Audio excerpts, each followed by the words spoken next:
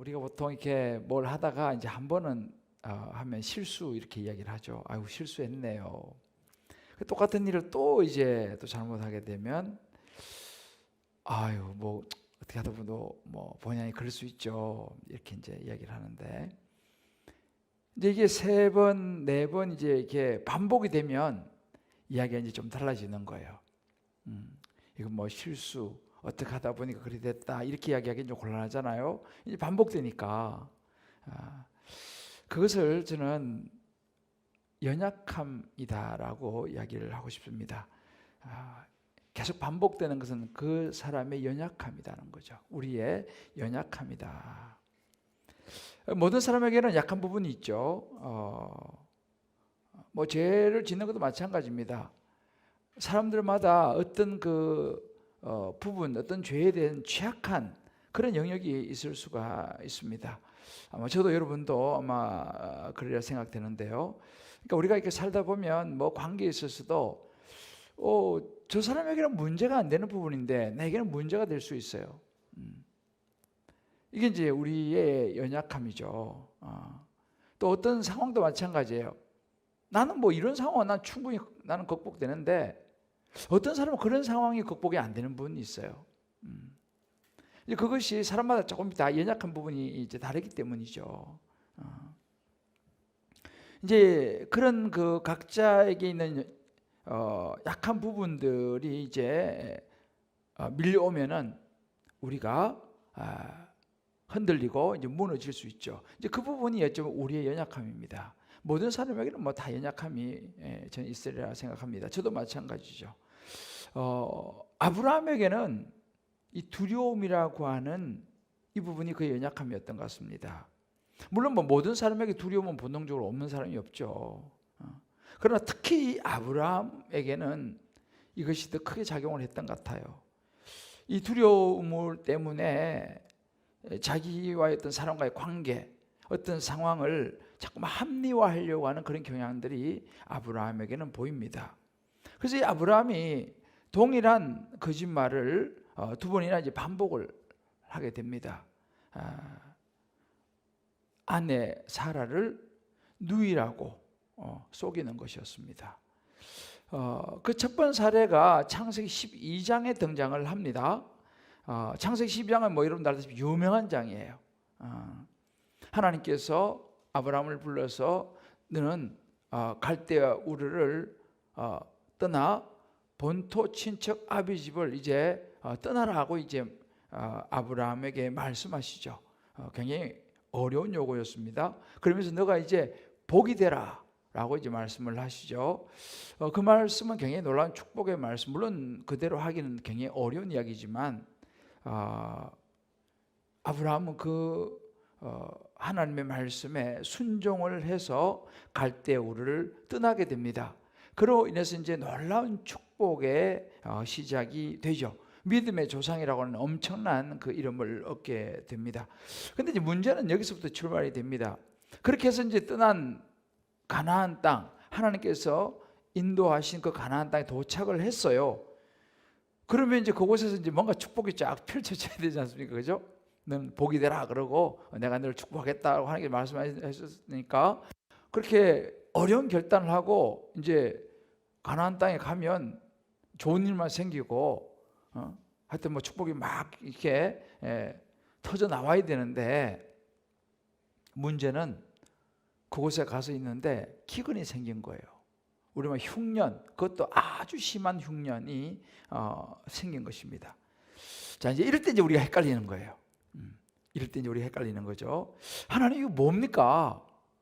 분명히 하나님께서 축복하겠다고 약속하셔가지고 어려운 결단하고 제가 본토 친척 아비 집 다 버리고 진짜 이렇게 제가 왔는데 하나님 이게 복입니까?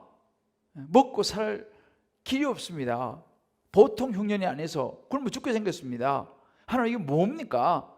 라고 이제 우리가 이야기할 수 있죠. 이게 이제 아브라함이 이제 헷갈리는 거죠. 결국은 이제 아브라함은 당시 이제 그래서 우리가 사람들 분위기를 이제 따라가게 되죠. 당시에 애굽은 그 이제 이 나일강이 있었기 때문에 이런 흉년이 와도 뭐 일단 기본적으로 그렇게 어렵지는 않았습니다. 그러니까 이제 그럴 때가 되면 많은 사람들이 애굽으로 일단은 그 피난을 간다 그럴까요? 일단은 이주를 해서 이제 그 흉년을 견뎌내는 그런 이제 분위기가 있었어요. 그러니까 이제 아브라함도 이제 그 분위기를 따라 이제 애굽으로 내려가게 됩니다. 물론 이제 하나님께 우리 성경을 가만히 보면 묻지는 않습니다. 우리가 가만히 보세요. 우리가 어떤 위기를 만날 때에 우리 연약한 이런 부분들은요, 하나님께 묻고 싶지 않아요. 하나님께 물어보면 왠지 내가 원하는 답을 안 주실 것 같을 때 우리가 안 묻고 싶지 않아요. 그때 그냥 슬쩍 그냥 우리 생각대로 해버립니다. 어찌 보면 뭐 우리도 그렇죠, 그죠? 이거 물어봐가지고 될상 싶으면 물어보는데 이거 물어보면 하나님께 분명히 별로 좋은 답이 안 날 것 같다 그러면은 우리 그냥 막 이렇게 설득에 넘어가고 싶은 거예요. 아브라함도 마찬가지로 안 물어봐요. 그리고 결국 자신의 판단과 분위기, 생각을 따라서 이제 발걸음을 이제 애굽으로 옮기는 이제 그런 장면이 12장에 나옵니다. 아니 다를까 애굽에서 아브라함은 어려움을 당하죠. 이제 물론 아브라함에게 두려움이 일단 그 연약한 부분이 두려움인데 두려움이 막 음습을 합니다. 일단은 보호를 받을 수 없다라고 하는 두려움이었어요. 애굽이라고 하는 곳은 어떻게 보면 이방 사람이 이제 다른 나라로 가는 거예요. 말하자면 다른 나라로 가니 낯선 환경이죠. 얼마나 두렵습니까? 또 말도 달라요. 당시는 이 가나안 쪽이 이 셈족 언어를 썼는데 거기는 애굽 언어를 쓰는 거죠. 언어도 다릅니다. 그러니까 이게 낯설고 이럴 때 되면 굉장히 두렵죠. 혹시나 누가 해코지를 하지 않을까. 그래서 이제 이야기하는 게 아내 사례에게 자기의 아주 그 기발한 계획을 이야기를 합니다. 당신 예쁘니까 말이야. 혹시 사람들이 나 죽이고 당신을 빼앗아 갈까 내가 두려우니까 당신이 나의 누이라고 그렇게 얘기합시다. 그럼 내가 이제 좀 이제 안전하게 될 거라고. 창세기 12장 13절에 이제 보면 이제 그런 이야기가 나오죠. 그러니까 자신이 보호를 받기 너무 두려우니까 또 부인은 예쁘지. 박경희 집사님, 부인 너무 이쁘면 불안할 데가 없어요? 늘 불안하죠. 그 남자들이 그렇다니까요. 남자들이 부인이 이쁘면 늘 불안해요. 그죠? 아브라함이 그렇게 불안했던 거예요. 이 불안하면 이제 여기서 이제 이 안 좋은 특징들이 나타나기 시작하는 거지. 이제. 그 중에 하나가 뭐예요? 자기 살라고 부인을 갖다가 누이라고 하자고 이렇게 이제 제안을 하는 겁니다. 성경에는 뭐 사라가 그 동의했다는 말은 안 나오지만 아마 동의를 한 것 같아요. 그 남자들은 이래요. 남자들이 되게 잘해주는 것 같지만은 하여튼 이 부인들을 또 자기 앞으로 자기를 위해서 끌어당기는 그런 분위기가 남자들 좀 있어요. 그리고 참 이 아내가 또 착해요. 이렇게 사라가 동의를 해주는 거네요. 김정은 사람이 좀 착한 것 같은데 보니까. 그죠? 동의가 되시나? 좋습니다. 부부가 늘 앞에 애써 딱 예배드리고 기도하는 게 너무 보기 좋아요. 그죠? 자, 이런 부부였다는 거죠. 쉽게 말하면. 그러니까 이 아내가 참 착했던 것 같아요. 동의를 했겠죠. 일단 위기를 모면하자고 하는 이 아브라함과 사라의 인간적인 그런 계획이 이제 딱 정리가 됐죠. 자, 우리가 있잖아요. 누구라도 마찬가지예요. 이런 상황이 되면 과연 나는 절대 안 그래요 라고 장담할 수 있을까라는 거예요.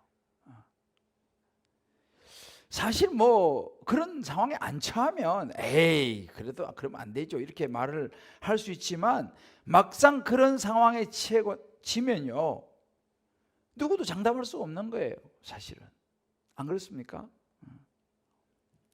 그리고 실제로 또 그 사라는요 이복 누이가 맞았어요. 당시는 이제 이런 친족 이런 이제 간에 이제 보통 결혼을 하니까 창세기 20장 12절에 보면 이복 누이라고 이렇게 이야기가 나옵니다. 근데 문제는 뭐냐면 이복 누이긴 하지만 현재 자기의 부인이라는 거예요. 그러니까 이 아브라함이 어려움을 딱 만나니까 지금 현재 자기 부인이라는 말을 쏙 빼고 자신이 오빠다 이건 밝히는 거예요. 이복 누이다 이렇게 말하면서, 쉽게 말하면 자기한테 유리한 쪽으로 이제 이야기를 하는 거죠. 그러니까 아브라함은 자기에게 유리한 것만 이야기하는 거예요. 자기가 하고 싶은 것만 말하는 거죠. 일종의 이제 이건 이제 반쪽 거짓말이죠. 뭐 전혀 근거 없는 이야기는 아니었어요. 그래서 이제 이 부분을 로스라고 하는 학자는 그렇게 얘기를 해요. 교묘하게 자신의 신앙의 양심을 달래는 법이다 이렇게 얘기해요. 교묘하게 양심이 찔리잖아요, 그죠? 그러니까 교묘하게 자기의 신앙의 양심을 달래는 법 이렇게 얘기를 합니다. 우리도 뭐 사실 그런 경향이 있죠. 아니나 다를까 애굽에 도착했는데 진짜 이 검은 피부의 사람들이 있는 데서 배꼽같이 하얀 피부를 가진 예쁜 여자가 등장하니까 술렁술렁하지 않겠습니까? 그 소문이 뭐 남자들은 다 똑같죠. 바로 왕, 남자 아니 남자. 벌써 귀에 탁 들어가는 거예요. 그러니까 바로 왕이 바로 그냥 사라를 이제 궁으로 불러들이죠. 그리고 이제 같이 이복누이라고 말하는 아브라함에게는 가축을 하사하고 이제 그런 분위기가 되는 거죠. 그때 이제 결정적으로 하나님이 딱 개입을 하세요. 그리고 창세기 12장 27절을 보게 되면은 하나님께서 이 일로 인해서 그 집에 큰 재앙을 내리십니다. 이제 하나님 여기 딱 개입을 하세요. 바로와 그 바로의 집안에 큰 재앙을 내립니다. 이런 상황이 벌어지니까 이제 이 바로가 이제 이거 무슨 일인가 해가지고 결국 이제 이 사건을 조사하고 해가지고 이제 이걸 알게 되죠. 이 사라가 아브라함의 부인이라는 걸 이제 알게 됩니다. 그리고 급히 이제 막 재앙 내리고 하니까 겁나잖아요. 이제 아내를 데려가라 그러고 소유도 다 주고 내보내는 이제 이런 이게 창세기 12장에 있었어요. 보세요. 하나님은요 인간적인 생각을 결국 무너뜨리십니다. 자, 우리도 마찬가지예요. 우리가 신앙인인데 자꾸만 우리는 인간적인 방법을 찾으려고 하는 이 아브라함의 약한 모습이 우리에게도 나타날 가능성이 굉장히 많습니다. 좀 위로가 되는 건 뭐냐면 이런 아브라함임에도 불구하고 하나님은 아브라함을 버리지 않으신다는 거예요. 구원해 주시는 거예요. 개입하시는 거예요. 이런 거짓말도 하고 이런 연약함이 있음에도 불구하고 하나님은 아브라함을 끝까지 도우시고 세우셔서 믿음의 조상으로 세우시는 줄을 믿습니다. 이것이 우리에게 희망인 거예요. 그죠? 이게 소망인 거죠. 아브라함이 그렇게 성장해 갔기 때문에 우리도 마찬가지죠. 우리 살다 보면 이런 때가 있는데 그래도 우리가 아브라함 보면서 참 하나님 앞에 감사하면서 다시 우리도 용기를 내게 될 줄을 믿습니다. 자, 우리 한번 자우리 한번 얘기합시다. 하나님 참 좋으신 분이죠. 그죠? 세월이 흘렀어요. 세월이 흘렀는데 그리고 창세기 20장에 왔습니다. 이제 오늘 우리가 이렇게 본문이에요. 이제 아브라함 믿음의 사람이었죠. 그 안에도 뭐 여러 가지 믿음의 일을 많이 했죠. 그런데 참 사람이 있잖아요. 아무리 믿음이 있다 하더라도 신앙생활을 아무리 오래 했다 하더라도 그 연약함이라는 게 그냥 싹 없어지는 건 잘 안 되는 것 같아요. 이 아브라함이 이제 그런 일을 겪고 어려움을 겪고 하나님 도우심으로 다시 이제 잘해서 좋은 일도 많이 있고 이제는 힘이 있어졌어요. 믿음도 더 성장했죠. 그런데 그 연약함이 온전히 벗어지지 않은 모습이 오늘 본문이 또 나옵니다. 이제 소돔과 고모라 우리 말씀 묵상했잖아요, 그죠? 소돔과 고모라가 이제 불과 유황으로 심판을 이제 받아가지고 사라져 버렸어요. 그래가지고 생겨난 게 사해예요. 그 이 불과 유황의 심판을 받아가지고 그 소돔과 고모라 지형이 완전히 그냥 우리말 푹 꺼져 버렸어요. 푹 꺼져가지고 지면보다 몇백 미터 낮아져 버렸어요. 그러니까 물이 이제 빠져나가지를 못하는 게 갇혀버렸어요. 물이요. 그래가지고 물이 못 빠져나가니까 어떻게 물이 죽은 물이 됐잖아요. 그래서 사해가 된 거예요. 지금 그 이스라엘 가면 사해 있잖아요. 사해. 그 사해가 바로 소돔과 고모라가 하나님 심판을 받아서 내려앉은 거예요. 그래서 물이 못 빠져나가니까 죽은 물 사해가 된 거예요. 자, 이제 소돔과 고모라가 그렇게 멸망해 버렸어요. 아브라함이 마음이 어땠을까요? 그 모습을 보면서 아브라함이 삶의 장막을 옮깁니다. 그래서 그 네게브라고 이런 사막 들어보셨죠? 그 네게브 땅 쪽으로 옮겨가서 이 그랄이라고 하는 이 블레셋 출신의 왕, 이 아비멜렉이 다스리는 땅으로 이제 들어가서 거기 이제 머물게 돼요. 그런데 거기서 또 다시 똑같은 연약함이 또 나오는 거예요. 또 거짓말을 하게 됩니다. 이 거짓말에 또 문제가 생기는 거죠. 여러분 보세요. 거짓말은 반드시 문제가 생깁니다. 그 당시는 모면할지 몰라요. 그때는 어떻게 넘어갈지 모르지만 거짓말은 반드시 문제가 생기게 돼 있어요. 그래서 그 그랄 왕 아비멜렉이 역시 남자들은 여자 이쁘다는 소리문이 굉장히 빨라요. 이 남자들은 예쁜 여자 그러면 엄청 빨라요, 소식이. 그러니까 이 사라가 이제 세월이 좀 지나서 나이도 조금 더 들었지 않겠습니까? 그래도 여전히 예쁜 모양이죠. 이 사라 소문을 듣고 그것도 아브라함이 역시 누인 줄 알고 이제 또 자기 아내 삼으려고 이 아비멜렉이 또 이 사라를 데려가는 동일한 사건이 또 벌어집니다. 역시 아브라함은 역시 또 동일하게 두려움이 반복이 되죠. 또 그곳에서 또 거짓말도 합니다. 혹시 다른 사람이 자기를 죽일까 봐 아내를 누이라고 속이는 이것이 이제 오늘도 20장에 나오죠. 그리고 또 이제 그랄 왕 아비멜렉은 또 뭐 자세히 뭐 알아보고 싶겠어요. 그러니까 뭐 그냥 누이라 그러니까 또 데려다가 자기 부인으로 삼으려고 또 데려간 거예요. 근데 그날 밤에 역시 또 하나님이 또 개입을 하시죠. 꿈에 나타나셔가지고 남편이 있는 여자다.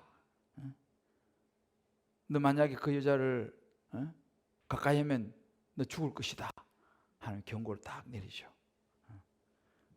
아유, 그냥 깜짝 놀라는 거죠. 하나님이 두려운 이 아비멜렉이 억울한 면이 있어요, 사실. 그죠?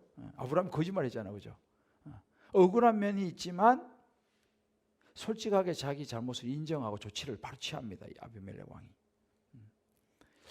저는 여기서도 마찬가지로 우리가 본받아야 될 점이 청년이 참 구석구석에 많이 있어요. 우리가 본받아야 될 게요. 뭐냐면 이 아비멜렉이 사실은 아브라함이 거짓말을 했잖아, 그죠? 거짓말해서 사실은 몰랐어요. 그래서 5절에 보면 나는 온전한 마음과 깨끗한 손으로 이렇게 했습니다. 내가 이 아브라함 부인인 줄 알았으면 내가 이렇게 하지 않았습니다. 저는 그 누이라고 그래가지고 그거 나한테 누이라고 그랬으니까 그 여인도 제 오빠예요 이렇게 이야기를 했으니까 나는 온전한 마음 깨끗한 내가 손으로 내가 아내를 삼으려고 했던 것이죠. 이거는 사실은 뭐 억울한 면이 있지 않습니까? 그죠? 실제로 그랬으니까. 그런데 아비멜렉을 가만히 보면요, 그런 억울한 면이 있어요. 그런데 잘못을 인정을 합니다. 그리고 그 잘못에 대한 조치를 바로 취하죠. 제가 이 말씀 묵상하면서 이거 참 배울 부분이다 생각이 드는 거예요.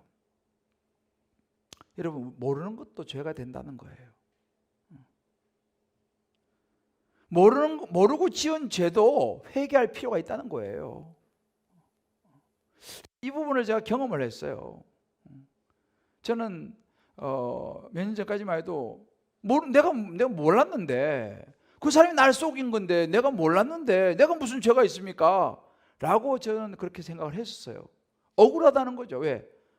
나는 결백하고 난 잘못한 게 없는데 그 사람이 나를 속였을 뿐인데 내가 이게 무슨 내 죄냐?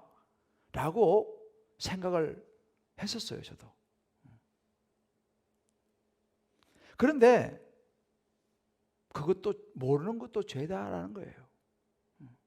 왜? 알았어야 되는 자리에 있으면서 몰랐으면 그건 죄인 거죠. 그렇잖아요? 밑에 사람이 잘못했습니다. 그건 누구 죄인가요? 위에 있는 사람이 죄인 거죠. 왜요? 제대로 잘 그를 다스렸어야 되는데 말이죠. 우리가 이 아비멜렉이 그 모델을 보여주고 있어요. 아비멜렉 그렇게 하는 거예요. 제가 잘못했습니다. 그리고 진짜 아침에 일어나서 종들을 다 불러 모아가지고 이야기를 해주는 거예요. 물론 아브라함한테도 좀 뭐라 그랬죠. 왜 이렇게 거짓말 했냐고 좀 책망도 하지만 자기가 잘못을 인정하고 사라 돌려보내고 또 자기 때문에 사라가 수치를 당할 뻔했잖아요. 남편 있는 부인이 거기에 대해서는 가축하고 은천개, 굉장한 많은 돈입니다. 우리말로 하면 그를 보상을 해주는. 여러분 가만히 보세요. 진짜 회개는요 행동하고 연결이 돼요. 말만 그냥 회개했습니다, 잘못했습니다 이렇게 하면 그건 진짜 좀 진정한 회개 아니에요. 진정한 회개는요 행동과 연결됩니다. 여기 지금 아비멜렉이 이렇게 하잖아요. 자기가 보상을 해주는 거예요. 이게 진짜 회개죠. 자, 오늘 제가 이 말씀을 쭉 이렇게 여러분에게 말씀드렸는데, 그렇다면 저는 이 말씀 묵상하면서 이 아브라함을 보면서 우리도 이런 연약함들이 있는데요. 뭐 그것이 두려움일 수도 있고 뭐 여러 하여튼 각자 있는 연약함이 있는데, 이 아브라함을 통해서 보는 우리가 연약함을 넘어설 수 있는 길이 뭐냐라는 거예요. 이 부분을 좀 여러분들과 좀 나누고 오늘 말씀 마무리하고 기도하려고 하는데요.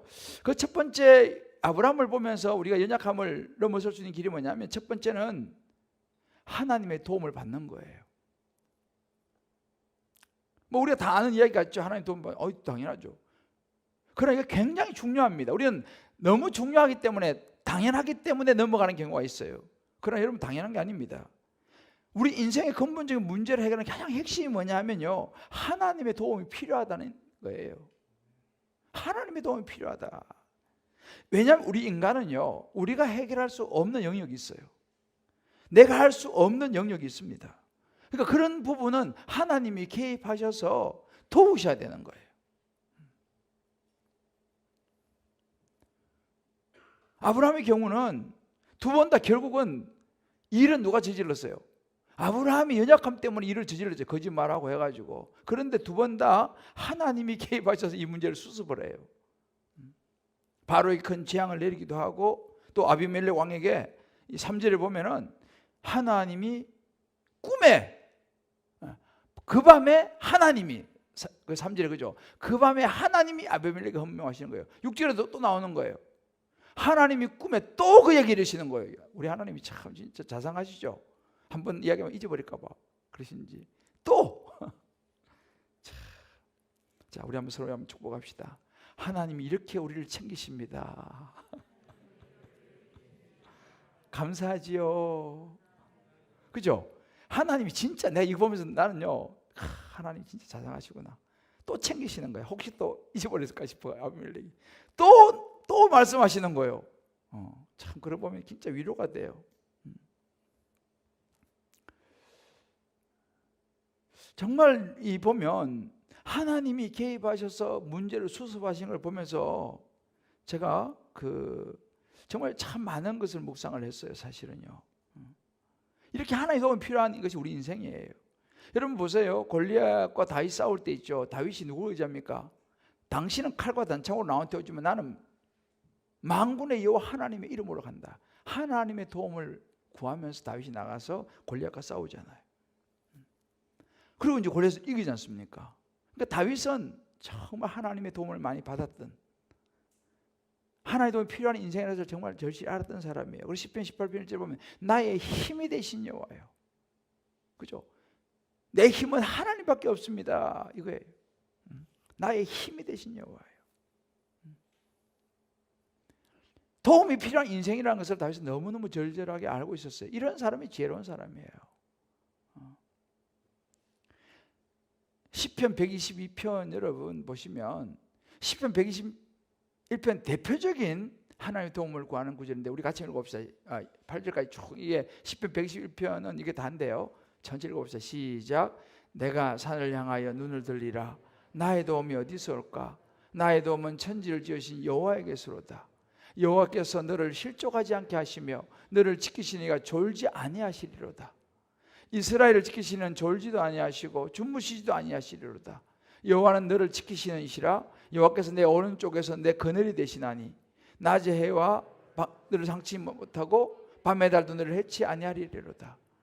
여호와께서 너를 지켜 모든 환난을 명쾌하시며 또 내 영혼을 지키시리로다.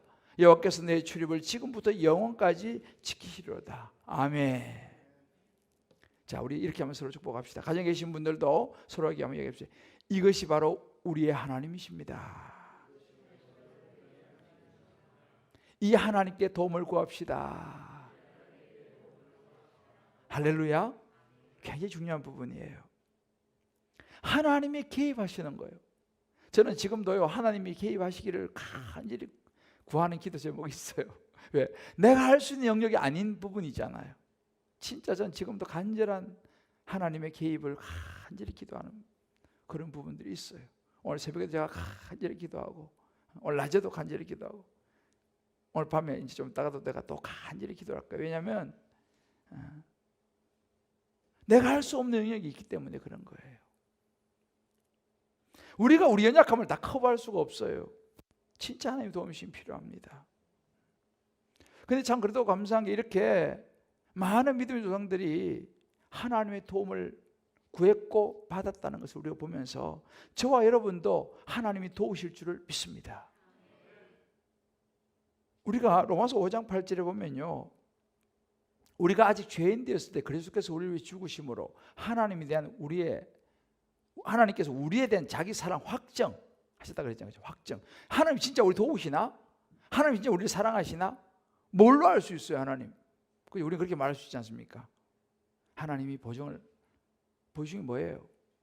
죄로 인해서 죽을 수밖에 없는 우리를 하나님이 구원하시기 위해서 하나밖에 없는 아들 예수님을 이 땅에 보내셔서 대신 죽게 하셨어요. 보통 일이 아니죠. 누가 자식을 죽는데 내줄 부모가 어디 있습니까? 안 그래요? 멀쩡한 자식을 어떻게 죽으면 내놔요? 하나님이 하셨어요. 봐라, 내가 너를 사랑하는 정표다. 내가 너를 내 아들 예수를 십자가에 못 박혀 죽게 하지 않았냐? 내가 너를 구원하기 위해서 이것이 내가 너를 사랑하는 정표다. 할렐루야. 하나님께서 우리에게 확정해 주신다는 사실이죠. 정말 하나님은 좋은 분이에요. 그러고 보면 우리가 지난주에 여러분 기억나세요? 하나님이 끝까지 양보하시잖아요. 참고 또 참고 양보하시고 또 양보하시고 50명에서 10명까지 계속 내려가잖아요. 참 이런 분이 어디 계세요? 하나님이 이렇게 우리를 계속 기다려주고 참아주신다는 사실. 왜요? 우리를 사랑하시기 때문에. 그러니까 우리가 날마다 하나님을 찾고 이런 하나님이시기 때문에 도움을 구하고, 그래서 우리가 예배 때마다 있잖아요. 이런 기도의 자리에 나오셔가지고 반복된 나의 실수, 연약함이라고 했죠. 그 연약함을 주님께 아뢰고 도움을 청해야 될 줄을 믿습니다. 다른 방법이 없어요. 우리 인생에요. 별 방법이 없어요. 인생이 별 인생 없어요. 약한 부분 어떻게 하겠습니까? 우리가 하나님 앞에 나와서 하나님 도와달라고, 또 내가 또 무너졌다고, 또 넘어졌다고, 나의 연약함을 내놓고 하나님께 기도할 수밖에 없어요. 너는 내게 부르짖어라. 오늘 우리 기도하셨잖아요. 너는 내게 부르짖어라 그랬어요. 우리가 많은 것을 기도해야 되지만 하나님 나의 연약함을 도와달라고 기도해야 될 줄을 믿습니다. 하나님 내 연약함에 개입해 달라고 기도해야 될 줄을 믿습니다. 실수는 우리가 해놓고 하나님 앞에 기도해야 됩니까? 양심도 없죠. 맞아요. 우리 양심이 없어요. 하나님께서 그걸 좋아하시는 거예요. 자식이 자꾸 잘못하는 게 가슴이 아프지만 잘못했다고 잘해보겠다고 부모한테 오면은 그거 좀 이뻐 보이지 않아요? 그게 부모 마음이잖아요. 저와 여러분이 오늘 이 밤도 우리의 연약함을 내어놓고 하나님 앞에 기도하며 나가기를 주의 이름으로 축복합니다. 그러면 하나님께서요 개입하신다니까요. 우리가 잘못하고 내가 잘못은 내가 있죠. 실수는 내가 한 거, 내 연약함이에요. 그런데 그걸 내놓고 하는 게 기도하면 하나님이, 아브라함이 잘못했잖아요. 아브라함이 거짓말 한 거 아니에요. 그 연약함 때문에 아브라함이 또 넘어진 거 아니에요. 그런데 하나님이 개입하시잖아요. 우리 연약함이지만 하나님이 이 밤도 우리가 기도하면 우리 인생에, 우리 자녀의 인생에, 우리의 모든 직장과 사업과 모든 삶의 순간에 하나님이 개입하실 줄을 믿습니다. 연약함, 우리 연약함이지만 그래야 하나님이 귀한 분인 거죠. 여러분 한번 이 부분도 적용해 볼 필요가 있어요. 나는 내 연약함을 놓고 하나님께 기도하는 거 아니면 자꾸 합리화하고 난 누이라고 말이지, 나 이제 좋은 얘기만 자꾸 하려고, 아니면 걱정만 하고 앉아 있느냐, 아니면 자꾸 하나님의 도움을 기도하느냐 이 말이죠. 두 번째 우리가 아브라함 보면서 연약함을 넘어서는 길이 뭐냐면 이 연약함에 대한 솔직한 인정이에요.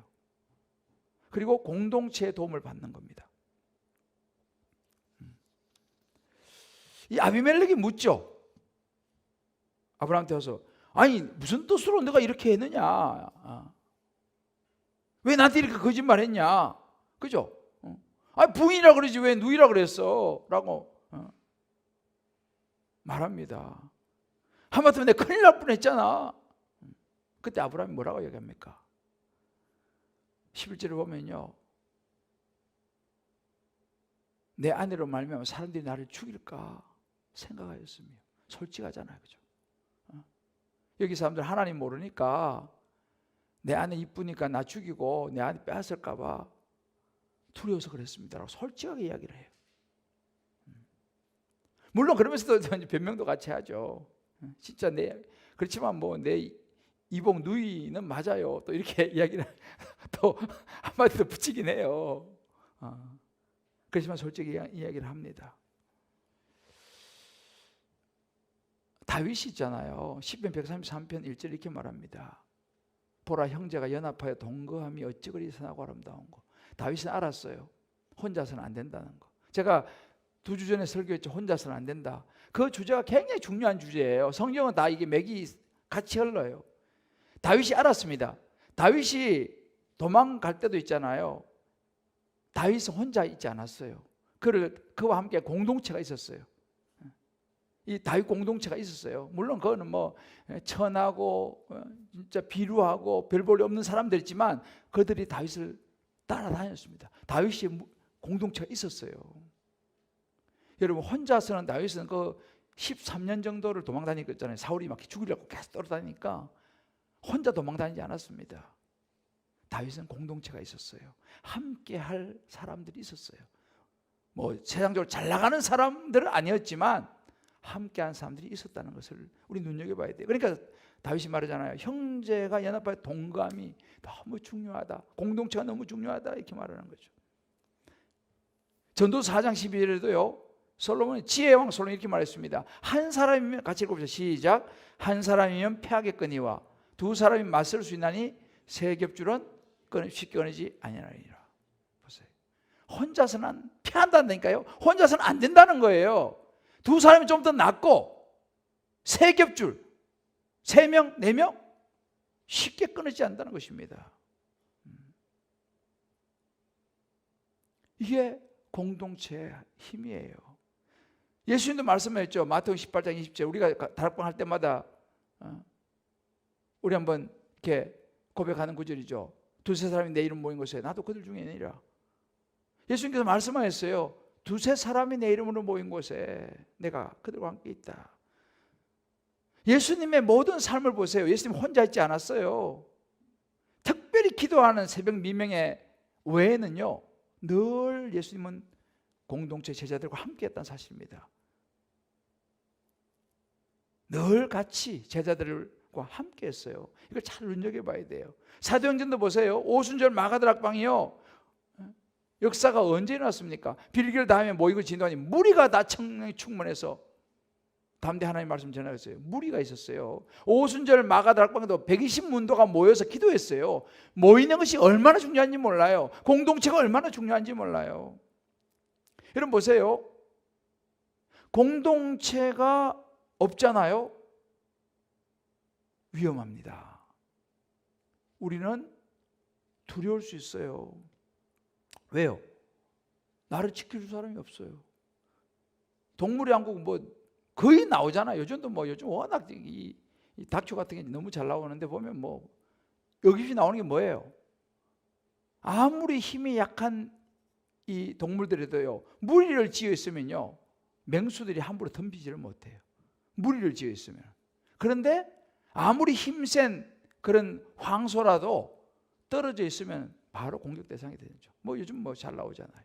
뭐 이거는 거의 불문율입니다.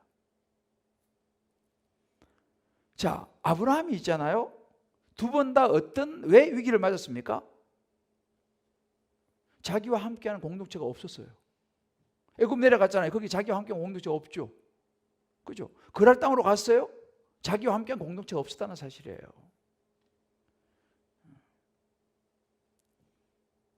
현대인들은 이동이 잦아요. 이사도 자주 하고 뭐 이렇게 이동이 잦은데 뭐 그럴 수밖에 없잖아요. 그죠? 환경이 그러니까. 그렇지만 중요한 게 뭐냐면 공동체를 놓치지 않는 게 너무 중요한 거예요. 공동체를 놓치지 말아야 돼요. 새로운 환경 가서라면 거기서 좋은 믿음의 공동체를 빨리 찾으셔야 돼요. 그게 안전합니다. 왜요? 공동체는 영적으로 나를 보호해요. 세상이 얼마나 어지럽습니까? 얼마나 유혹이 많습니까? 분별이 안 되는 거죠. 뭐가 옳은지 모르겠어요, 저도요. 여러분 삶에서도 어떤 친구를 만나야 될지, 어떤 사람을 사귀어야 될지, 어떤 사람하고 함께 해야 될지 분별이 됩니까? 어려워요, 요즘은요. 그래서 이런 것을 함께 분별할 공동체가 너무너무 중요한 거죠. 그래서 우리가 늘 제 강조하니까 다락방을 강조하는 이유가 뭐예요? 다락방은 공동체잖아요. 그런 공동체가 없으면요, 결국 어떻게 합니까? 혼자 생각하는 거예요. 혼자 생각하고 혼자 결정하고 뭐 좀 더 나가면 친구한테 물어보고 가까운 지인한테 물어보고. 여러분 근데 그것도 뭐 좋은 일이에요. 그렇지만 알아야 됩니다. 하나님이 영이 없는 사람은요, 조언해도 어차피 세상적인 관점으로 조언을 하게 돼 있어요. 왜? 하나님의 영이 없어요. 하나님의 사람 아니면 성령이 안에 없기 때문에 어차피 인간적인 세상적인 방법으로 조언을 하게 되죠. 인간적인 조언이 되는 거죠. 물론 그것도 도움이 됩니다. 그러나 그것은 분명한 것은 하나님으로부터 오는 지혜는 아니에요. 세상적인 경험에서 지혜에서 오는 것이지 하나님으로부터 오는 지혜, 성령으로부터 오는 지혜는 아니라는 것을 분명히 알아야 됩니다. 자, 그럼 우리가 누구한테 물어봐야 돼요? 우리 인생을 지으시고 나의 걸음을 인도하시고 이끌어가시는 하나님께 물어보는 것이 가장 확실한 줄 믿습니다. 우리 자녀들도 마찬가지고 우리 자녀들의 문제 누구한테 물어봐야 됩니까? 하나님께 물어봐야 된다니까요. 하나님이 가장 잘 아세요. 주변에 물론 사람들이 도움이 되죠. 근데 그거는 참고서라니까요. 교과서를 보셔야지. 그래서 항상 공부 잘하고 1등한 사람으로 저는 교과서에 충실했습니다. 뭐 이렇게 하죠. 그죠? 너무 우리 참고서에 관심이 많아요. 우리를 지으신 하나님, 인생을 인도하신 하나님께 물어봐야 되는데 자꾸만 주변에 사람들 물어보는 거예요. 자, 우리 한번 서로 한번 격려합시다. 참고서보다 교과서를 봐야 합니다. 무엇보다 하나님께 물어봅시다. 부부의 문제도 마찬가지고요. 자식 문제도 마찬가지고 사업의 문제도 마찬가지예요. 하나님께 물어야 돼요. 그 목사님 하나님께 물어 대답이 없던데요.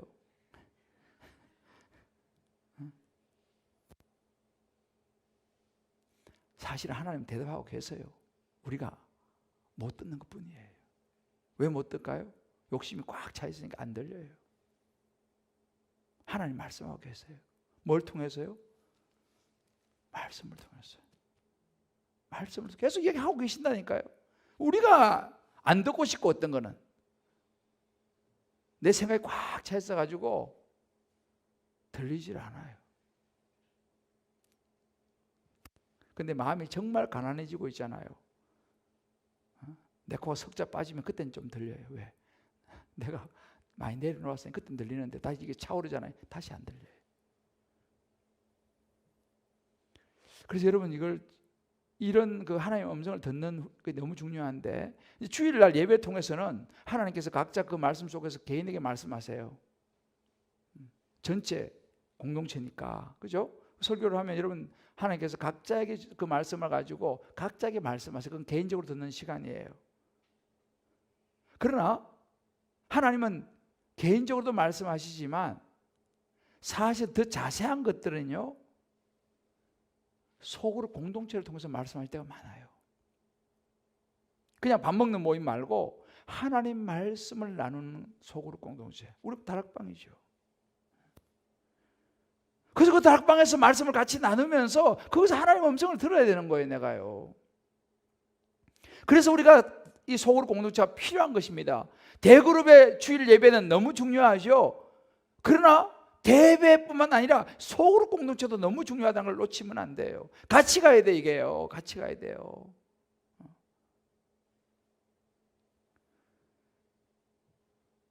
하나님께 물으면서. 그래서 여러분들 우리가 계속 해야 되는 게 하나님의 음성을 듣는 법을 자꾸 배워야 돼요. 하나님의 음성을 자꾸 듣는 법을 배워. 어떻게 그런 하나님의 음성을 듣는 배웁니까? 그래서 우리가 양육이 필요한 거예요. 그래서 지금 우리가 우리 교회 지금 성장 디딤돌반 이번 주 이제 마지막 모집하고 있는 것 같은데, 성장 디딤돌반 안 하신 분들은요 다 신청하시기 바라요. 왜? 그 성장 디딤돌반을 통해 가지고 하나님의 음성을 듣는 걸 배워놓은 거예요. 마더 와이즈 그 말씀이거든요. 마더 와이즈 들어가서 세상의 이야기보다도 하나님의 음성을 듣는 법을 배워놓은 거예요. 거기 가서요. 제자훈련학교, 사회훈련은 마찬가지예요. 왜? 우리는 있잖아요, 관리가 필요하다 그랬죠, 지난 주일날. 그죠? 기억나시죠? 관리를 받아야 되는데 관리를 안 받으면 금방 상태가 안 좋아져요. 관리를 받아야 된다니까요. 이 피부가 타고나게 좋은 사람 있잖아요. 우리 이경화 순장님처럼 이 피부가 타고나게 근데 그런 경우도 관리를 안 해주면 쉽지 않아요. 근데 타고나지도 않은 피부들 관리 안 하면 뭐 이야기할 것도 없지. 관리를 받아야 됩니다, 진짜. 그 관리를 어떻게 받습니까? 이게 이제 성장 디딤돌반이라든지 제자훈련 학교라든지 마더와이즈 이런 거 신청하셔가지고 꾸준히 그 양육과 훈련을 통해서 하나님의 음성을 듣는 법을 계속 배우는 거예요. 그 공동체 들어가가지고 다른 사람이 어떻게 듣나 이것도 보는 것도 중요해요. 배우려면요, 다른 잘하는 사람은 그렇게 계속 얘기하죠. 코치가 필요하다니까요. 혼자서는 어려워요. 혼자 성경 본다고 여러분 다 이해 갑니까? 어려워요. 그래서 코치가 가르쳐 시범 보이잖아요. 시범이요. 그거 보면 한결 낫다니까요. 그런 시범을 보이고, 여러분 놀란 게 뭐냐면 세계 1위 테니스 선수가 코치가 있어요. 코치가 있어요. 아니 세계 1위인데 무슨 코치가 필요해요, 그죠? 그 사람이 세상에서 제일 잘 치는 사람인데, 축구 세상에 제일 잘하는 사람인데 누가 코치가 뭐 필요가 있어요, 그죠? 근데 코치가 있어요. 혼자서는 안 된다 이 말이에요. 꼭 여러분 신청하시길 바라요. 제자훈련, 사회훈련 이미 이제 시작했는데, 하여튼 여러분들 성대위반이라든지 제자훈련 학교 이런 거, 이거 뭐 부담 없이 강의만 들으면 되는 거니까 꼭 신청해서 들어보세요. 뭐 강의 듣는 건 부담도 없잖아요. 그냥 강의만 듣는 건데, 영상으로, 그것도 얼마 전에 영상으로 강의 듣는 건데. 청년들도 마찬가지예요. 청년들도 있잖아요. 속으로 공동체로 들어가야 돼요. 들어가서 함께 나누어야 돼요. 함께 분별하는 걸 배워야 된다니까요. 제가 최근에도 항암 지금 받고 있는 우리 집사님하고 기도를 제가 했어요. 아마 그날이 항암 하는 날인 것 같아요. 아침 순장님이 나한테 연락이 왔어요. 목사, 오늘 우리 순원 항암 받는 날인데 목사님 좀 기도 좀 해주세요. 예스! 바로 제가 전화해가지고, 벌써 병원 가 있더라고요. 그래서 전화로 같이 간절히 기도했어요. 너무 좋더라고요. 그 순장이, 그러니까 다락방에 안 들어가 있으면 뭐 누가 뭐 항암을 누가 알아요? 안 그래요? 누가 아픈지도 몰라요. 그런데 딱 다락방에 들어가 있으니까 항암 받기 전부터 기도가 따라가고, 항암 받는 날 또 순장이 특별히 또 저한테 연락해가지고 목사님 기도 좀 해주세요 해가지고 문자 오니까 또 제가 바로 그냥 전화해가지고 같이 항암 받기 전에 간절히 기도하고. 얼마나 좋아요. 이게 공동체라니까요. 기억하십시오. 아브라함한테는요, 언제 위기가 왔느냐? 공동체가 없었던 시간과 공간에서 위기가 왔다는 걸 꼭 기억하셔야 돼요. 한번 생각해 보세요. 나는 아직 이 공동체에 소속되어 있지 않지 않느냐? 그렇다면 빨리 공동체 속으로 들어가셔야 돼요. 다른 이유가 없어요. 마지막 한 가지가 더 남았는데 시간이 너무 많이 가버렸네요. 그렇지만 짧게 할게요. 세 번째는 뭐냐면, 우리가 이 연약함을 넘어설 수 있는 길이, 연약함이라는 것도 흘러갈 수 있다는 걸 인식을 할 때 우리가 넘어설 수 있어요.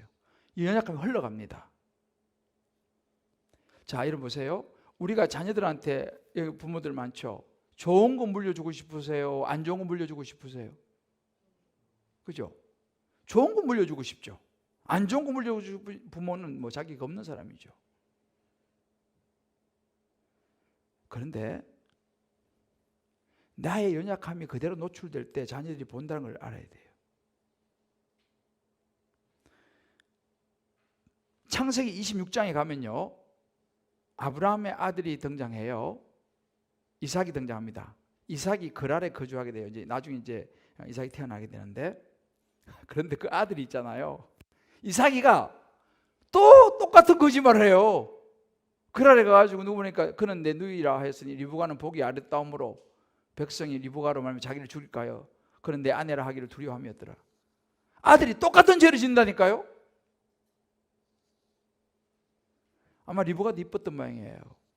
근데 사실은 지금 이 그랄에서 지금 아브라함이 거짓말하고 이럴 때는 이삭은 태어나지도 않았어요. 아직요. 태어나지도 않는데 어떻게 그걸 알았지? 여러분 어떻게 생각하세요? 태어나지도 않았는데 어떻게 아세요? 아브라함의 연약함이 살아가면서 그대로 제가 볼때 노출됐다고 생각하는 거예요. 그 연약함을 자식들이 보는 거예요. 이게 바로 연약함이 그대로 흘러가는 장면이에요.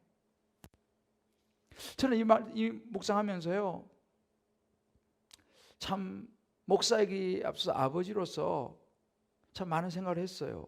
정말 내 조심해야겠구나. 내 연약함이 자식에게 흘러갈 수 있겠구나. 근데 여러분 보세요. 그 이은 이제 이삭이 이랬잖아요. 야곱이 또 나와요. 야곱이가 또 아들 요셉이를 편애를 해요 또. 그죠? 근데 요셉이가 또 그걸 또 배워가지고 또 사람을 편애하는 거예요. 이게 연약함이 흘러가는 창세기 역사예요. 잠언 22장 6절 이렇게 말합니다. 마땅히 행할 길을 아이에게 가르치라. 그리하면 늙어도 곳을 떠나지 아니하리라 그랬어요. 우리는 자녀에게요, 우리가 하나님 앞에 해야 될 모습들을 보여주면서 가르쳐야 돼요. 요한복음 13장 15절에 이런 말씀이 있습니다. 내가 너에게 행한 것 같이 너희도 행하게 하려 본을 보였노라. 예수님 그랬어요. 내가 너에게 행한 것 같이 너희도 행하게 하려. 내가 본을 보였다 그런 거예요. 본을 보이는 게 너무너무 중요해요. 디도서 2장 7절에 보면 이런 말합니다. 범사에 내 자신이 선한 일을 본을 보이며 교훈에 부패하지 아니함과 단정한가. 범사에 우리 자신이 선한 일을 본을 보이라고 했어요. 자, 저와 여러분 어떻습니까? 한번 생각해 보세요. 저는 여러분이 우리 자식이 어떻게 자라기를 원합니까? 어떤 가치관을 가지고 자라기를 원하세요? 어떤 하나님을 믿기 원하세요?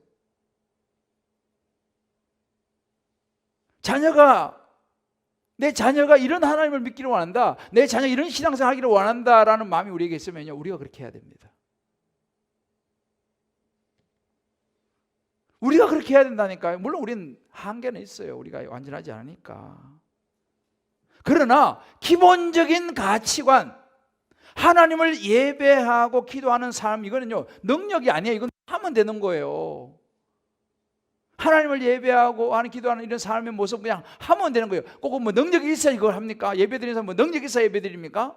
기도의 자리 능력이 있어야 기도의 자리 나옵니까? 아니잖아요.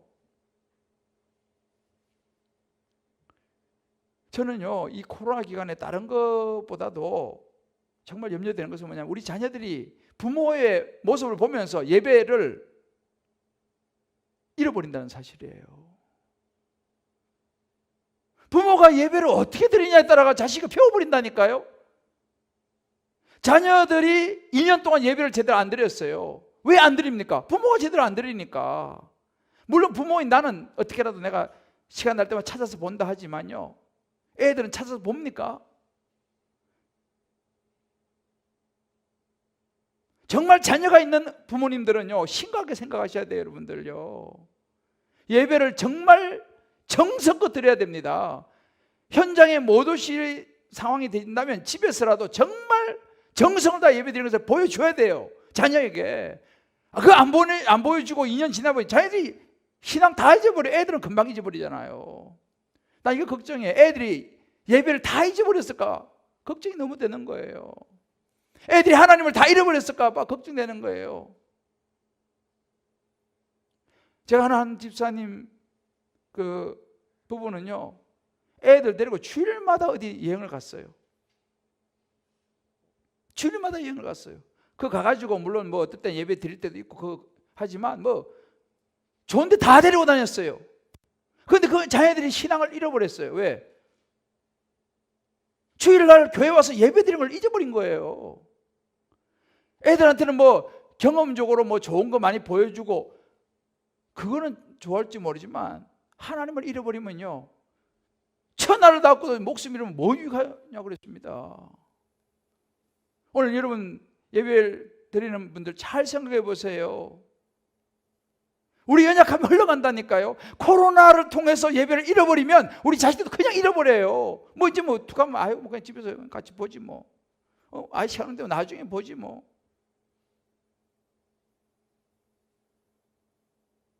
그나마 어른들은 기본 신앙이 있지만 애들은 기본 신앙이 없어요. 그냥 다 잃어버려요. 그래서 애들 이야기할 거 없어요. 오늘 성경 보세요. 연약하면 흘러간다니까요.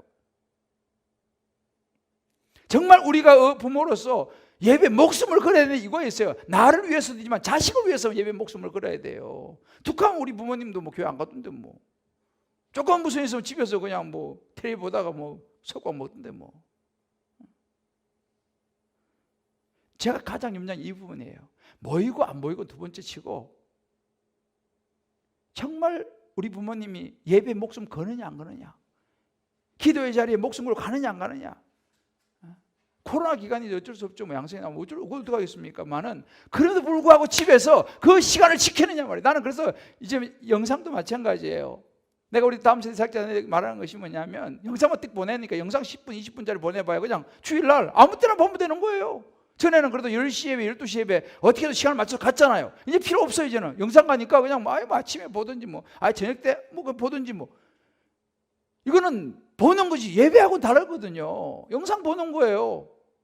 이 이야기는 여러분 잘 생각해야 돼요. 그래서 저는 앞으로 10시 12시를 어떻게라도 이걸 다시 찾으려고 그래요 지금. 왜? 애들이 너무 많이 잊어버렸어요. 이렇게 놔두면요 애들은 다시 돌아오기 어려워요. 어른들은 뭐 이렇게 한다 하지만 말이죠, 어른도 쉽지 않죠. 꼭 기억해야 돼요. 나의 연약함이 내 예배의 모습이 자녀에게 흘러갈 수 있다는 걸 알아야 돼요. 내 연약함이 자녀에게 흘러가기를 원하십니까? 그런 분들 손 한번 들어보세요. 내 연약함이 내 자식에게 흘러가기를 원합니다. 손 들어보세요. 있어요? 저도 손 내리고 싶어요. 저는 제 연약함이 우리 자녀에게 흘러가기를 원하지 않아요. 사랑하는 우리 성도 여러분,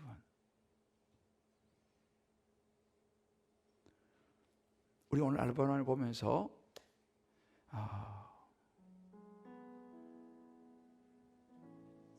우리 자신을 한번 돌아볼 필요가 있어요. 우리 연약함을 돌아볼 필요가 있어요.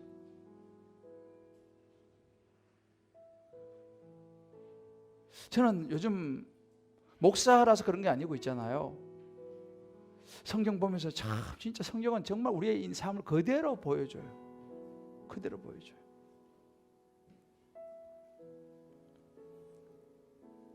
하나님 의지합시다. 할렐루야. 하나님 솔직하게 나의 연약함을 인정하고 공동체의 도움을 받아야 돼요. 그래서 공동체가 너무너무 중요한 거예요. 우리 연약함을 흘러간다는 걸 꼭 잊어버리지 말아야 합니다. 흘러가면 안 되잖아요. 연약함은 좋은 거 흘러가야지.